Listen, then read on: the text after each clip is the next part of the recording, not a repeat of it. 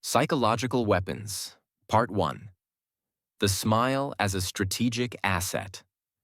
The newsreel footage flickered in 1,000 small-town cinemas across America. It showed not the grim, blurred chaos of a beach landing or the smoking ruins of a bombed city, but something far more potent. A slice of home. There, on a makeshift stage of sandbags and plywood somewhere in England, was Bob Hope, leaning into a microphone, his trademark golf club resting beside him. Before him, a sea of young men in olive drab and khaki, their faces gaunt, tired, and older than their years, were lit up with laughter, their mouths open in genuine, unfettered joy. The camera panned to a line of chorus girls in impossibly short, sparkling skirts, kicking in perfect unison. Then it cut to Hope, shaking hands with a grimy infantryman, clapping him on the shoulder. The message was as clear as the projector's beam. We are with you. America is with you. You are not forgotten. In a nondescript office in Washington, D.C., Colonel Henry Shaw of the Morale Branch watched the same footage, but he saw it not as entertainment, but as logistics. He was a logistics officer of the human spirit, and his most critical supply line ran through Hollywood. The United Service Organizations. The USO was his brainchild's public face, but the machinery behind it was as meticulously planned as any amphibious invasion. Shaw understood what generals sometimes forgot. An army fights on its stomach, but it endures on its heart. In this global, industrial-scale war, depression, loneliness, and a sense of disconnect from the cause were as dangerous as enemy machine guns. The weapon against this was the smile, the song, the familiar face. His primary asset was a file labeled Talent Cooperative. It was a who's who of American celebrity. Shaw and his team didn't just book acts, they deployed them. They matched performer to audience with psychological precision.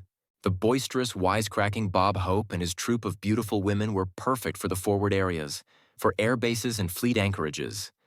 Their humor was a defiant bark against the looming danger, their glamour a potent reminder of what the boys were fighting to return to. For hospitals full of the wounded, they sent someone like gentle-voiced singer Deanna Durbin or the comforting maternal presence of actress Irene Dunn, whose songs and quiet conversations spoke of healing and home. For the lonely GIs in remote outposts in the Arctic or the Pacific, they organized radio broadcasts, recording personal messages from families and splicing them with performances, creating an oral lifeline. The work was grueling and often perilous. Actress Martha Tilton, the Lilton Martha Tilton, who sang with Benny Goodman, found herself performing on a wobbly platform in a torrential downpour in New Guinea, her evening gown soaked through, singing "I'll Walk Alone" to a crowd of mud-splattered Marines who stood utterly silent in the rain, tears mixing with the rainwater on their cheeks. Comedian Joe E. Brown traveled over 150,000 miles, his wide-mouthed grin appearing in places no USO map officially acknowledged, often flying in unarmed cargo planes and sleeping in tents. The performers became part of the soldiers' world. They ate the same K rations, endured the same bugs, and shared the same fears. A near miss from a stray artillery shell during a show in Italy bonded a starlet to a unit more powerfully than any general's speech ever could. They weren't distant gods on a screen. They were there, in the dirt with them. The impact was immediate and electric. For a private first class from Kansas shivering in a foxhole on a desolate Scottish moor, the announcement of a USO show was like a shot of adrenaline. It was a break in the monotony of drill and dread, a communal experience where rank was temporarily forgotten. The laughter was a physical release, a shared catharsis. The sight of a beautiful, well-dressed American woman was a visceral connection to normality, to a world that wasn't khaki and olive drab, a world worth protecting. Soldiers would write home about it. You'll never guess who I saw today.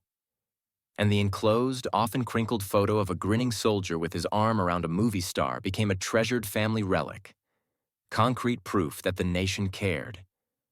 Back home, the newsreels and magazine photos of these encounters were a propaganda windfall. Life magazine would run a full-page spread of pin-up Queen Betty Grable signing autographs for a crowd of ecstatic sailors. The image was multi-layered. It showed the glamour of America, the democratic camaraderie. The star was accessible to every man, and the unwavering support of the home front. It sold war bonds by the millions. It made the abstract, frightening war personal and participatory.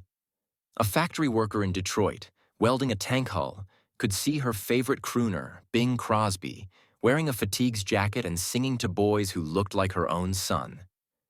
It forged a psychic unity, a sense of shared sacrifice and purpose. The USO tour wasn't just a show. It was a vital circuit in the national morale engine, proving that in a total war, even joy could be manufactured, weaponized, and shipped to the front lines as a necessary ration. Part 2. The uniform and the spotlight. While many stars volunteered their time, the U.S. government soon realized that for some, talent was too valuable a national resource to leave to voluntary goodwill alone. The uniform could confer a legitimacy and an access that civilian status could not. This led to a unique and calculated form of conscription, the drafting of celebrity into formal military service, not as cannon fodder, but as a specialized weapon in the morale war.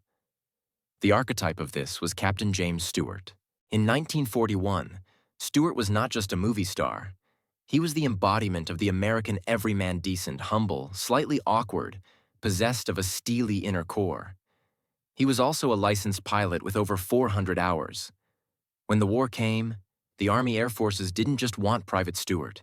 They understood the symbolic power of Captain Stewart. He was recruited directly into the service, his commissioning and subsequent training as a bomber pilot a carefully managed public narrative. Here was the Oscar-winning actor from Mr. Smith Goes to Washington trading his tuxedo for a flight jacket, not to make training films in a cushy studio lot, but to fly actual combat missions over Nazi Germany. Stewart's service was authentic and profoundly dangerous.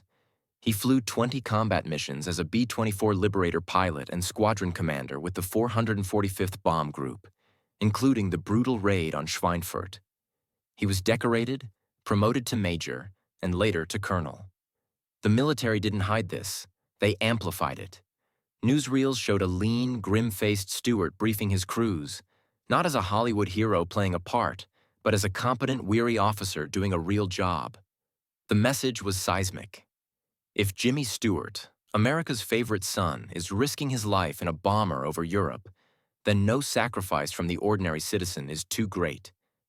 His stardom was conscripted to lend a relatable, human face to the abstract, terrifying machinery of strategic bombing. Other performers were drafted into more direct morale roles within the military structure. Actor Captain, later Major, Glenn Miller, the King of Swing, didn't just entertain troops. He was the leader of the U.S. Army Air Forces Band. His meticulous, powerful sound became the official soundtrack of the Allied Air War, broadcasting over the BBC and performing for thousands of servicemen. His disappearance over the English Channel in 1944 was a military loss that resonated like the loss of a general.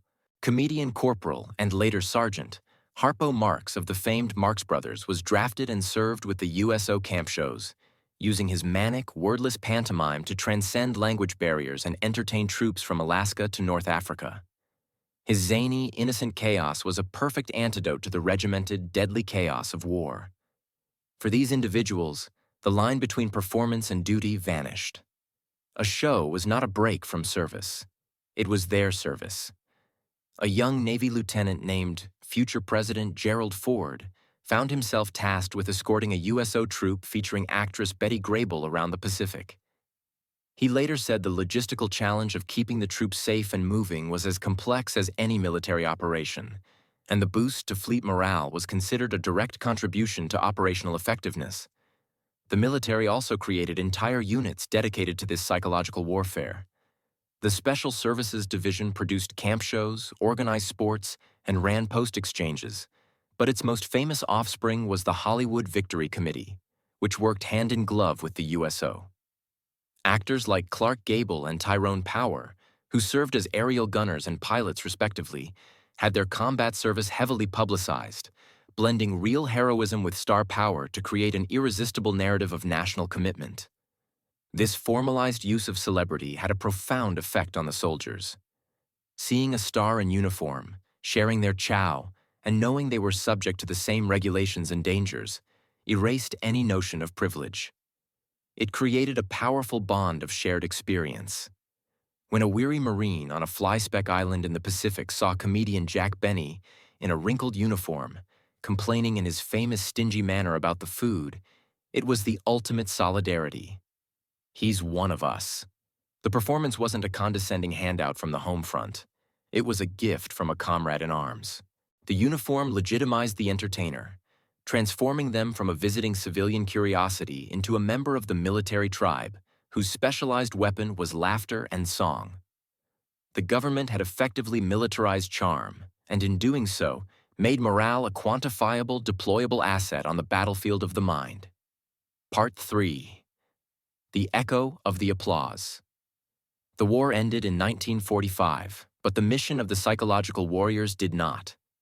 The final, and in some ways most complex phase of the USO's war began as the guns fell silent. The management of the homecoming. For Colonel Shaw and his team, the challenge shifted from sustaining morale for combat to facilitating the immense, jarring transition from warrior to citizen for millions of traumatized men. The USO established clubmobiles and centers at every major debarkation point: Norfolk, San Francisco, New York. But these weren't just places for a cup of coffee and a donut. They were psychological decompression chambers. The acts that performed here changed. The raucous, defiant humor of Bob Hope gave way to something more nuanced.